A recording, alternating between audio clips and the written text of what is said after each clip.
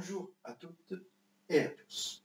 Aujourd'hui, nous parlerons d'un sujet très important pour le devenir de notre pays, l'Algérie.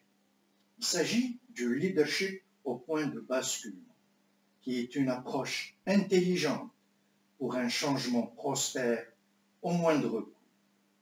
La nature du changement et les actions préconisées par les gouvernants algériens constituent la continuité de l'échec dans un processus de régression continue.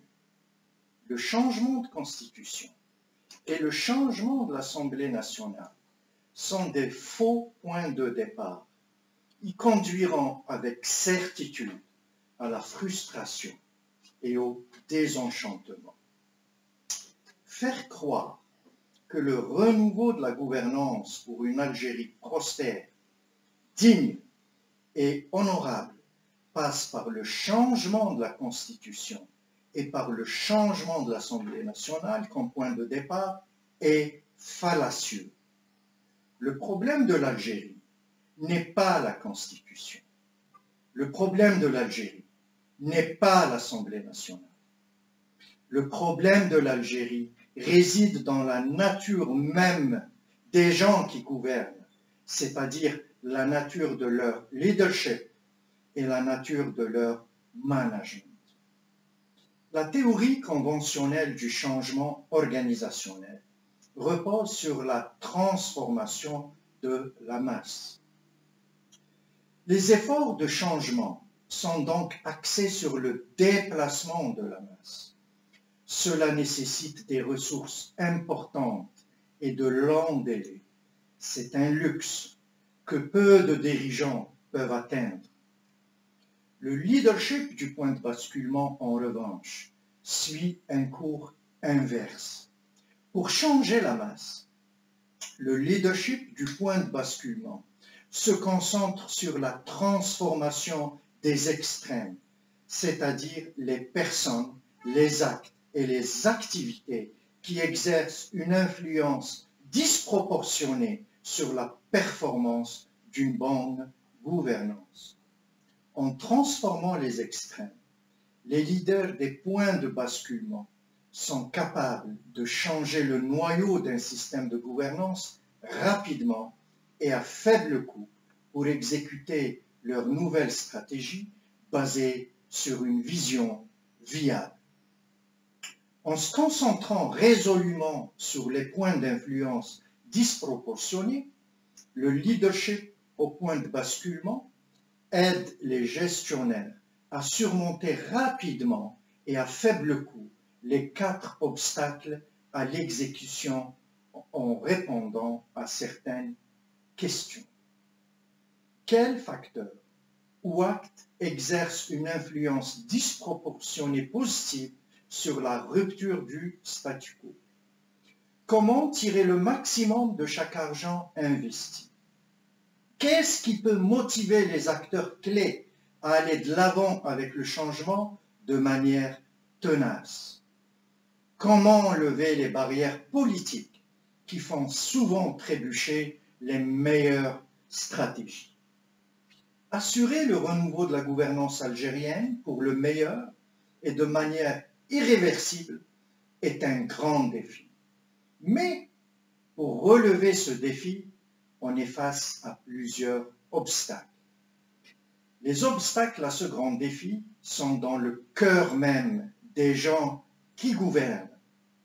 Il y a l'obstacle cognitif qui fait que les gouvernants sont attachés au statu quo. Il y a l'obstacle des politiques à travers l'opposition de puissants intérêts acquis. Il y a l'obstacle des ressources qui sont limitées. Et il y a l'obstacle motivationnel à travers le manque de désir à agir rapidement et avec ténacité pour rompre avec le statu quo. Pour surmonter ces obstacles, il est nécessaire d'abandonner la sagesse perçue qui affecte le changement. La sagesse conventionnelle affirme que plus le changement est important, plus les ressources et le temps dont on aura besoin pour obtenir des résultats sont importants.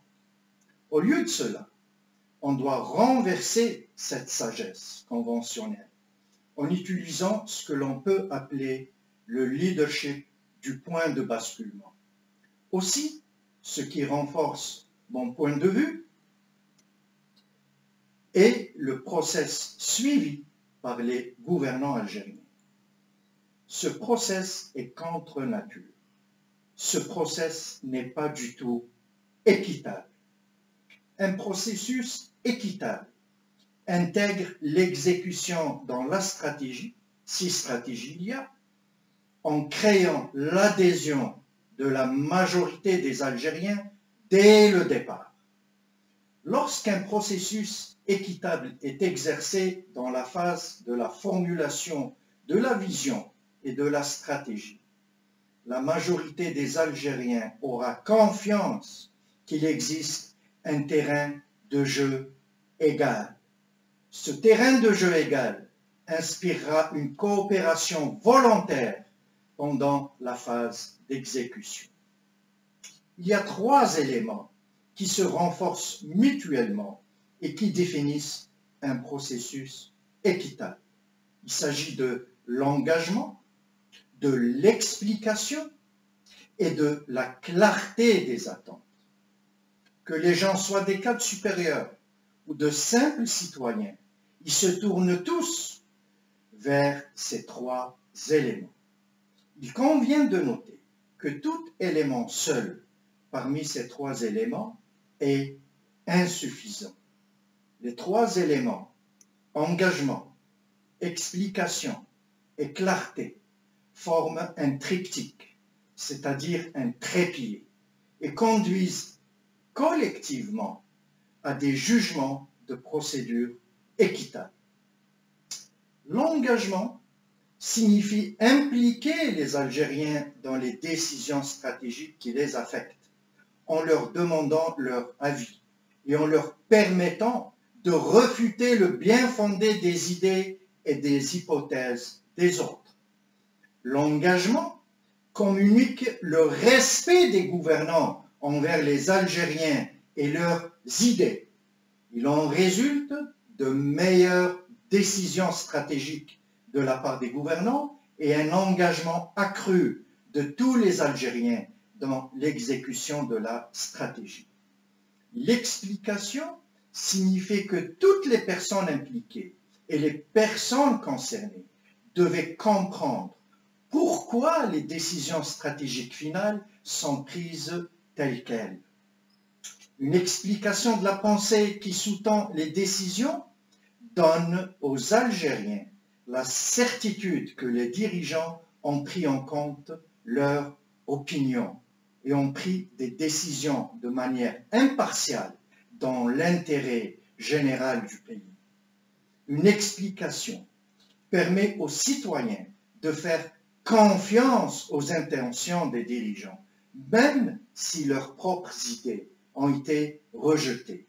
L'explication sert également de boucle de rétroaction puissante qui améliore l'apprentissage collectif.